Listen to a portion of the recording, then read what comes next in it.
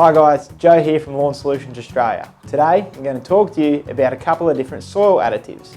A soil additive is something you add to your soil to improve its quality. One that you may require at some point during the life of your lawn is lime or dolomite lime. Lime is used to increase your soil's pH level. Luckily, lawns can survive in quite a wide range of pH. Ideally, you would like yours somewhere in between 5.5 and 7. If it's too low or too high, no matter how much water and food you put onto your lawn, it just can't draw it up. Another soil additive that we talk about commonly when it comes to lawns and preparing for new lawns is gypsum. If you have a heavy clay-based soil, gypsum can be a fantastic clay breaker. So here's how it works. If you looked at the profile of heavy clay compacted soil under a microscope, it would look like a jar of sand. No room in between particles and no space for air. Once you add gypsum to this soil, the profile you'll see will look more like a jar of marbles.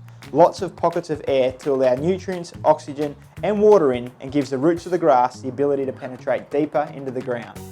The best time to apply lime or gypsum is ideally before you've laid your new lawn. This is because you'll be working with the existing soil, which makes things a lot easier. If you're working with a slightly compacted soil, it's best to apply gypsum at the label rates. If your pH is low, do the same thing with lime and apply at label rates as well. If you're working with an existing lawn, you can still apply lime and gypsum, just do it as a top dressing. But always be sure to never cover the full leaf and water it in well once you're done. For more advice on getting your soil ready for a new lawn, or for more lawn care tips, subscribe to our YouTube channel or check out the lawn care section of our webpage. Thanks for tuning in for Lawn Solutions Australia, and I hope to catch you next time.